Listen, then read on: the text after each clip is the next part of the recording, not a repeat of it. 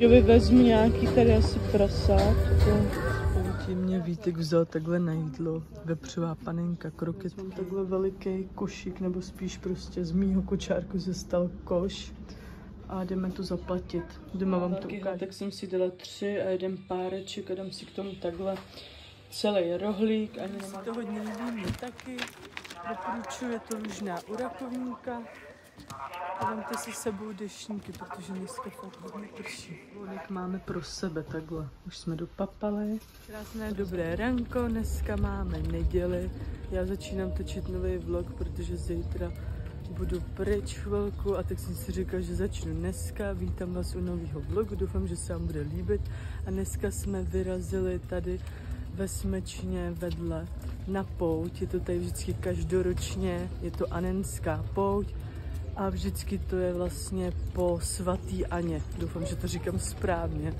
A jdeme si tady koupit perníček, protože hodně pršelo, tak ani tady se nebudeme úplně nějak moc zdržovat, ale chci koupit perníček a takovou tu dudinku, to lízátko Brunďovi, protože on je u babičky. A zase jsem si říkala, že pro něj nepojedu, protože prostě je takový špatný počasí. Ale jdu se tady projít a jdu mu to koupit. Víte, kde takhle s Rozálinkou a já si pamatuju, jak jsme tady byli. Když v Brunďovi byl takhle rok nebo 2, já to úplně nevím, myslím, že rok i 2, že jsme tady byli. A takhle ťapal. A bylo hezký počasí a dneska prostě je to na džíny. Nebo jako pro miminko a já mám taky džíny, víte, jak je vyletněný, ale je fakt chladno. Tím tady není moc lidí, tak je to dobrý. Asi přijdou až od polko a já tady jdu pro ten perníček. Něco vybereme, já mám ráda takový ty malý, střední, něco vezmeme i Brunďovi. Vezmu i babičce, mamce vezmu a Brunďovi vezmu nějaký tady asi prasátko. My už máme pokoupíno, já tady nesu Rozálinku. Jdeme se tady ještě takhle projít a vyrazíme asi pomalu domů, protože je to po každý stejný. Já úplně na ty atrakce nejsem, ale prostě ty perníčky mám ráda. Tak jsem si sem chtěla právě dojet, protože asi už na žádnou pouť letos nepůjdeme. A třeba tohle je taky hodně dobrý, ale prostě je to strašlivě kalorický, tyjo. No, takže to si nedám. Bohužel, teďka nemůžu, fakt nemůžu. Ale líbí se mi strašně tyhle ty různý perníčky, to mám hodně ráda. Tady jsou všelijaký možný atrakce. Já teda se tohodle bojím popravdě. Úplně to nevyhledávám. Přesně na tomhle jsem byla jednou s bráchou a nebylo to pak dobrý. No a tady pak jdete nahoru, jak je kostel a pokračuje to dál. Jsou tady stánečky a různý kolotoče, atrakce, trdelníček. Já, jak už jsem říkala, tak mám vše, takže razíme. Jinak tady mají výborný langoše, ale já langoše nemůžu teď. Kdo kouká, tak ví. Neděláme to dobře na žaludek, no. Počasí se docela vybralo a začíná být teplo, ale nevadí. Já mám tílko na krátký ramínka a k tomu jsem měla takhle ten můj kabáteček nebo blazer, jak se tomu teďka říká. Tím mě Vítek vzal takhle na jídlo. Vepřová panenka, kroketky a Vítek má burgerik, ale už ho začal jíst. A jsme takhle v krásném prostředí na Kožově hoře. Tady je takhle restaurace a rozhledna. Můžete tady mít svatby, všechno možný. Je tady ubytko. A já si to jdu teďka už sníst. No tak snad to bude dobrý, vypadá to krásně takhle. Takže si to jdeme dát. Tady dezertíček, takhle palačinku se zmrzlinou a lesním ovocem. Jdu to ochutnat a už se nám vzbudila Rozálinka. Už jsme doma zase. Bylo to super, že Rozálka spinkala. Měli jsme čas takhle i jenom s Vítkem pro sebe, protože Brunďu máme u našich, takže jsme si to takhle užili, dali jsme si obídek, palačinku a jeli jsme domů. No je to taky potřeba takhle občas prostě vyrazit, jenom třeba i když máte 2 děti, jenom s jedním tím menším. No a my teďka jdeme dělat zase běžné věci, jdu uklidit myčku, jdu poklidit zase tadyhle v obýváku a potřebuju taky zbalit prádlo a něco vyžehlit, ale to udělám asi až večer. Já mám teďka chvilku prostor, tak vám ukážu, jaký jsem koupila ty perničky. Tady jsem koupila jednu mamce nebo našim takhle, brundičkovi zazlobení, taková srandička. Pak jsem tady vzala tohleto, nebo to mi jako vzal Vítek a vzala jsem si s tímhletím nápisem. Ještě jsem vzala tyhle ty malinký, Mochomůrka a prasátko, ty jsou taky pro dětičky, ty jim nechám doma. Jedny tyhle ty mandle pro nás a pro mamku. A pak jsem vzala ještě dětičkám tyhle ty lízátka. Protože to vždycky jsem měla ráda, když jsem byla malá a jezdili jsme na velkou pouť. Teď už prostě se na to moc nejezdí, nebo já nemám ráda ty atrakce, ale mám ráda ty perničky a tak občas tam jdeme. No a vždycky jsem si tam kupovala tyhle ty dudinky. A já jsem vzala menší, protože Brundě má malinkou pusinku a Rozálka taky, tak aby to takhle měli jakoby na jednou a aby se to tady pak zase nepovalovalo. A paní mi pak dala ještě jedno, že jsem mi tam nechala dýšku. No. Tak byla hodná, takže takhle jsem si tam koupila tyhle ty srdíčka a vlastně pro sebe jenom tohleto. A jedny asi nechám doma, tyhle ty mandle. A tohle je pro dětičky a pro naše. No, tak jsem ráda, měli jsme to takový mini výlet, prošli jsme se tam, bylo to moc fajn a nepršelo, ale ta obloha se prostě tak různě honila, fakt teďka je to tak podivný počasí, že to je hrůza. Já jsem si tady rychle udělala takhle večeři, je to sice divný, ale měla jsem chuť na míchaný vajíčka, tak jsem si to takhle tady dala s žitným chlebíkem a se zeleninou a večer si chci zajezdit ještě na kole. My jsme se ještě stavili tady v Pepku, koupit pár věcí, já vám je doma ukážu, ještě vám řeknu k tomu víc asi z auta. Pro pár věcí klasicky, co mi prostě doma ještě chybělo a mám zase plný košík. Rozálinka tam nechce sedět v tom kočárku, mám tadyhle ten venkovní starší kočárek a asi už budeme muset jít, veď. No. Mám takhle veliký košík, nebo spíš prostě z mýho kočárku se stal koš. A jdeme to zaplatit. Doma vám to ukážu, mám tady nějaký oblečení. Jenom pro koberečky a mám tam zase nějaký oblečení, ale já prostě chci jenom takhle, než zase něco chodím si koupit, protože nemám žádný tričko. Máme zapakovaný a vyrážíme k Áďovi teďka jenom rychle na skok, na kafičko, nebo si tam dám svačinku. Od bráchy nakonec jsme šli pěšky, protože tam neměl místo na parking. Jdeme se jenom takhle malinko projít, protože hodně fouká, tak to tady vememe ob ulici dál, abych něco ušla a jdeme už domů. To je počasí zase. Já už jsem doma po celém dní, Rozálka mi spinká, poklidila jsem v kuchyni, pověsila jsem prádlo. Teďka jsem si tady sedla a říkala jsem si, že si vyndám ty věci, co jsem si koupila v Pepku a ukážu vám je. Jestli teda chcete, nebo já prostě nevím, jestli to někoho baví nebo ne, ale mě to prostě baví si to i takhle točit, tak vám to ukážu a jdeme se na ně podívat. Jsem si tady přinesla i pití do mýho obřího kelímku, ale prostě málo jsem pila, tak jsem si to tady taky dala. Tady mám tu obrovskou tašku, jdem to postupně vytáhat. Původně jsem tam šla pro 2 věci, jo, a to byla tato nějaká předložka ještě do koupelny, nebo někam ji tady dám. Prostě potřebovala jsem ještě jednu v téhle barvě, mají v IKEA, ale tam nechci jet, tak jsem právě se šla podívat do Pepka. A pak jsem tam chtěla ještě tuhletu úchytku na, nebo jak to mám nazvat, prostě náručník takový ten, že to tam takhle dáte. A to mi tam ještě chybí, protože tam mám málo tady těch blbinek na ručníky, no. Takže jsem tady chtěla 2 věci původně, jo. To je tohleto za 60 korun a pak jsem tam chtěla tu nějakou, jak to mám nazvat, prostě ten koberčíček za 120 korun. Nakonec jsem si tam vzala i oblečení nějaký, protože, jak jsem říkala už asi několikrát, tak prostě si koupím takhle jenom něco v Pepku, protože potřebuji ještě zhubnout a je mi líto za to dávat peníze.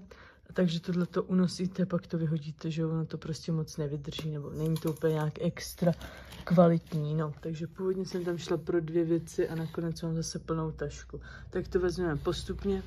Hodně se mi tam líbily tyhle ty misky, protože já jsem dřív měla takovou jako kovovou a nemůžu nějak najít, vůbec nevím, jako kde se mi vytratila, tak jsem si říkala, že si koupím nějaký 2 nový, jenom takhle. A tahle je taková větší, ta je na buchtu, když něco prostě mícháte, to stála myslím, že 90 korun. A tahle ta malá je, když si třeba děláte kuskusový salát, ta stála pajsku. Tak jsem vzala takhle 2 a uvidím, jak mi budou vyhovovat a když tak přikoupím. Pak jsem si vzala, no a já to zase neumím úplně jednou rukou, takže to bude asi hodně dlouhý. Ale snad to nevadí. Pak jsem si tam vzala prostě takovýhle obyčejný tričko, ale ono má takový volánkový rukávky a hodně se mi líbilo a měli tam prostě jenom S a XS, tak si říkám, tyjo, S to mě bude určitě malý. Rychle jsem si tam prostě zkusila, měla jsem rozálku a bylo mi úplně pěkně, stálo 120 korun, takže to šlo se mnou. Dál jsem tam viděla tuhle košili růžovou a můj šatník se skládá převážně z růžových, fialových a jako odstínů v různých jako, nebo barev a v různých odstínů těchto barev, no. Takže tahle šla se mnou a vzala jsem si 36. Tady já prostě nechápu moc těch číslování, ale jako já koukám na to EU a to jsem si vzala 36 a říkám si, o tom asi nebude, ale dobrý, jako taky jsem si ji tam zkoušela a je mi úplně hezky. Takže ta šla se mnou, ta stála 200 a pak jsem si tam vzala tyhle ty džíny. Na ty jsem už koukala někde, ale prostě neměly moje číslo a já mám jakoby džín teďka, mně přijde velikost jako 40, což normálně mám 36, no, takže není to moc dobrý ještě, ale jsou to nějaký tady ty maminkovský mamfy. Takže jsem si to vzala a ty jsem si neskoušela a ještě jsem si je neskoušela ani doma a nevím, jestli mi jako budou. Ale říkám si, já prostě si to koupím a pak to když tak vrátím, protože já prostě si tam s rozálinkou to zkoušet nemůžu. No a já mám 40 normálně takový ty jejich jeggíny nebo co jsem říkala, že nosím a prostě úplně mi v tom jako nějak, nebo úplně mi to nějak jako nesouší mi přijde, ale prostě jsem jí náschánět džíny. No a tady ty jsou v tomhletom střihu, že jsou jako rovný. No, tak jsem na to zvědavá, jestli mi to bude, ale jako takhle na to koukám a říkám si, že mi asi jako nebudou, ale zase ta 42 byla hrozně velká, no. Tak nevím, uvidíme a má to právě tady ten jako maminkovský střih mamfit, no. Tak uvidíme. Pak jsem si říkala, že si tam koupím jako kalhotky, prostě, že to zkusím, vzala jsem si Elko, nevím, jak to prostě bude jako příjemný, nevím, no, ale prostě za 60 korun, tak jsem si takhle vzala ještě jedny, jako Elka. Možná by mi byly MK, ale fakt vůbec jako nevím, jakou velikost si tam koupit. Tak to jsem vzala tohle. Pak potřebuji nějaký rozprašovač do kuchyně, tak jsem si říkala, že vyzkouším ten stál nějak 25 korun, ještě bych potřeba menší, ale nevím, kde ho koupit, jestli v Disku nebo někde, moc taky nemám prostor někam chodit. Hodně se mi tam líbil ten ubrus, protože my tady teďka žádnej nemáme, je ten stůl takový holej a já mám jenom bílej, tak jsem si říkala, že tady ten koupím, protože pak to fakt vypadá jako líp.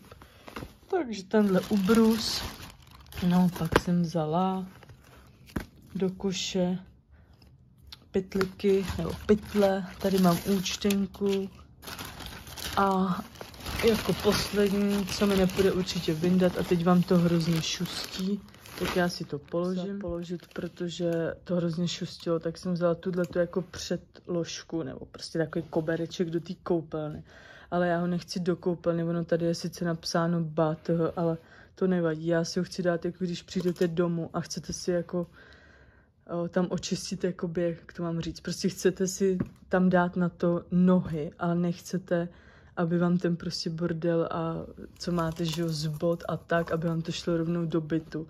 Takže to bude jakoby takový záchytný koberec, který musíte prostě pak hodně čistit. No a říkala jsem, že ho musím prostě koupit zase, protože my jsme takový měli kulatý a ten jsem vyhodila, ten už byl špatný, tak to musím koupit teď, aby prostě to bylo tak, že ty drobky a všechno, co máte na nohách, na botách, nenosíte úplně do bytu, no. Já nevím, jestli se chápeme, ale snad jo. No a ten jdu schválně porovnat ještě z té IKEA. Myslím si, že z té IKEA bude kvalitnější a to tam stálo jako méně peněz. Tam ho měli snad za, já teďka nevím, myslím si to, že jo, no. Takže to takový můj nákup, mám to tady různě rozházený. Mají tam toho fakt hodně, ale já prostě jdu vždycky pro věci, co jako je potřebuju a pak koupím i něco dalšího, co potřebuju, ale prostě všechno jsou to věci, co potřebuju, no. Takže to tady mám takhle naházený.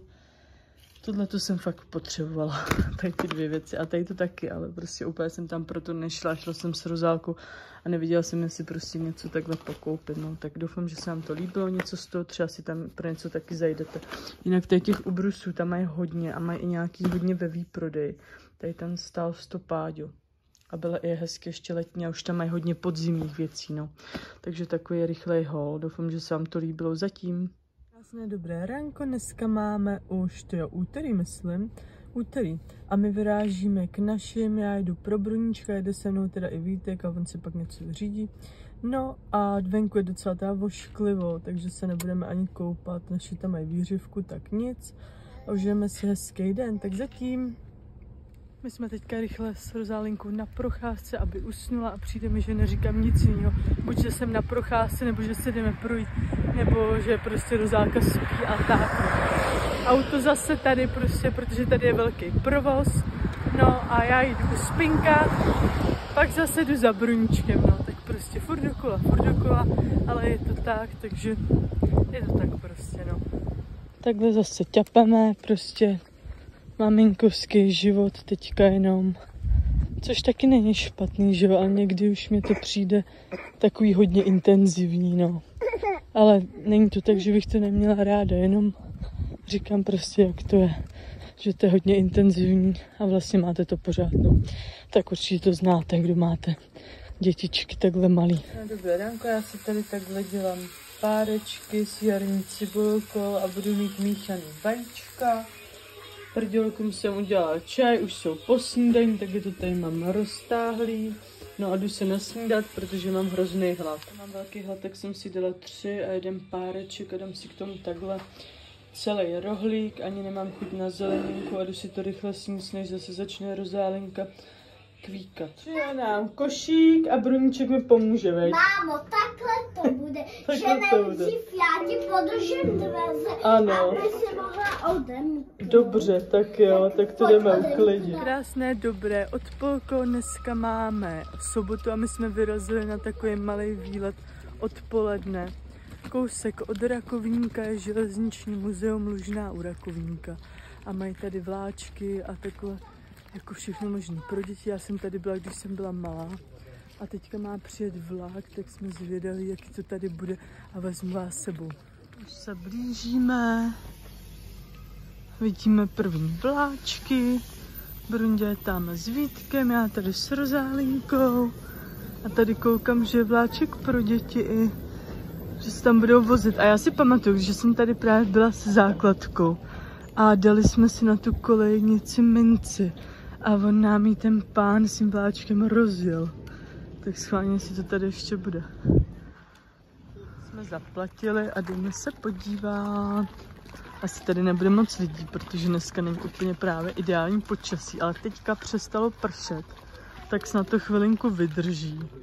Tady je jedna velká mašínka. Tamhle další, pak jsou tady nějaký exponáty vevnitř, tak se tam jdeme podívat. No a právě na tuhle kolej jste dali tu minci a on vám ji ten pán přejel. Tady je takhle expozice. A kdo má rád vláčky, tak si myslím, že pro toho to bude. Hezký, tyjo. To je paní v uniformě. No já tomu úplně jakoby nerozumím, že na co tohle je, ale pro kluky to je. Tady jezdí takhle mašinka, je tady model. A je to teda veliký, až tamhle dozadu. Všude tady jsou takhle různě vystavené mašinky. Tadyhle jsou zase starý. Hezky to tady.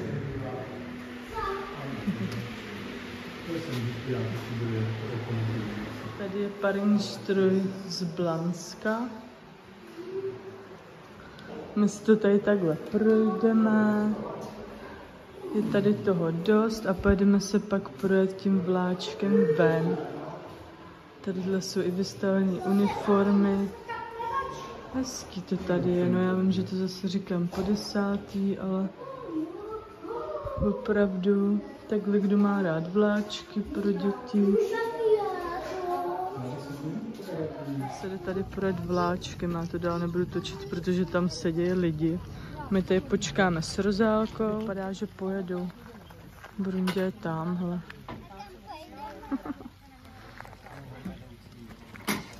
To je docela prší, no.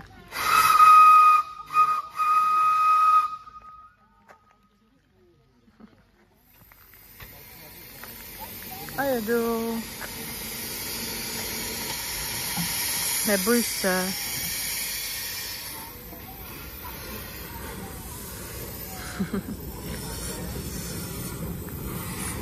Teda koukám, že ten záběr není úplně dost kvalitní, ale prostě prší. A ještě já stojím v kolejniši, tak musím jít na stranu, ty.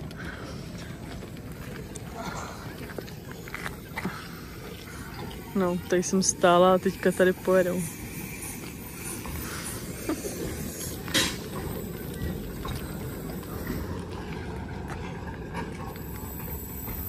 Koukej, Rozinko, koukej. Zamáváš, papa? Čau. Nám sice nepře, ale to nevadí, prostě si to nesmíme nechat zkazit. Dost prší, projdeme se ještě tady. Tady jsou takhle ty vláčky vzadu. No a uvidíme, co dál. Tady se taky můžete podívat, to asi ne. Tam asi ne. Ale tady jo. Ale fakt dost prší, no. Co se dá dělat prostě, letos to léto. Je fakt takový úplně podivný. A Brundě se chce jít podívat tadyhle. No. Myslím si, že kdyby byl lepší počasí, tak je tady i víc lidí. A dá se tady být, nevím, no, jako celý odpolku. A my uvidíme, jak tady budeme dlouho. Tadyhle jsou vláčky hodně starý, veď? To jsou takový ty... Já jsem chtěla říct, že tohle to jsou ty mašiny, jak jezdili v Harrym Potterovi, takový ty prostě velikánský, že jo, parní. A začali jsme se s Vítkem smát, že tohle jsou, že jo, všechno jako parní mašiny, když je to muzeum, no. Hezký to tady je, no. Fakt jako škoda, že prší, ale ještě nebudu říkat. Je to tak, no. Tady jsou právě další. Tady je Brunďa s Vítkem a Rozinku mám tadyhle. Já jsem sem vylezla taky teda nakonec, ale stálo mě to velký úsilí. No, protože je to docela vysoko, teda ono se to nezdá. A je tady hezký výhled, teda musím říct, fakt pěkný. Brundě řídí, veď? Ale nelez tam, Brundě. Proč je tady voda? No, protože prší. No. Je teploučká ta voda. Je teploučka. Měli hezký výhled. Takhle z té mašiny. Tady je taková velká točna. Nebo jak to mám nazvat. A ty mašiny jsou vyjetý z garáží a stojí na tom. A je to fakt hezký. Brundě si to prohlíží vzadu s Vítkem. My jsme tady takhle, blbě se tady jezdí v tom štěrku, ale tak to nevadí. My tady jdeme s Rozálinkou za klubkama. A podívejte se, kolik tady je těch vláčků. Brundě, líbí se ti to? Brundě si to hodně líbí, mě taky. Doporučuji, to lužná u Rakovníka. A vemte si s sebou deštníky, protože dneska fakt hodně prší. Ale tak nevadí, no. Tady je takovejhle jídelní vůz. Teď jsme sem přišli a sedli jsme si sem. Musím teda říct, že to tady je docela takový ouský, ale zvládla jsem to i s kočárkem, který jsem teda složila tadyhle. A druhou část mám tady, prostě dřív ty vlaky nebyly stavěny na kočárky. No. Takže já to tady zavřu. Ani jsem tady neprojela vůbec. Ale jako je to hezký, je to takový nostalgický, dala takhle palačinku s lesním ovocem a zmrzkou. Brindě ten má zmrzkou. Budeme to ochutnat, máme k tomu i kafíčko. Trošku teda je tady dost lidí, ale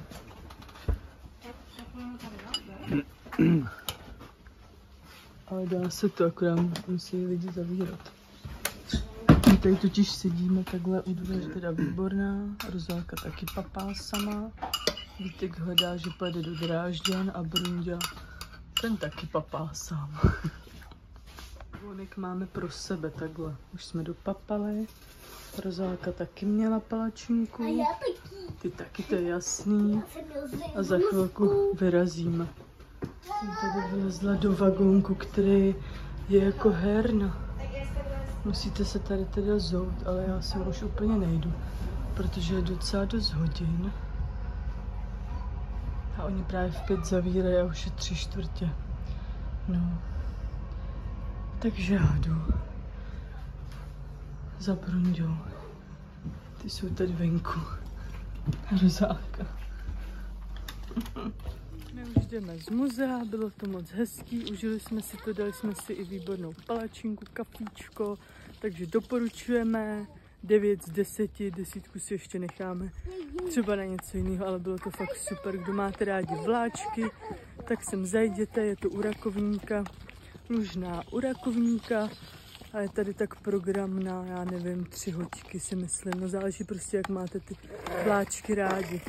No a mě svítí do voka, takhle do očí. Jsou takhle ještě tyhle ty nákladní vláčky, nebo prostě starý předtím. Je tady velký parkoviště, tak je to dobrý. No a my už vyrážíme domů.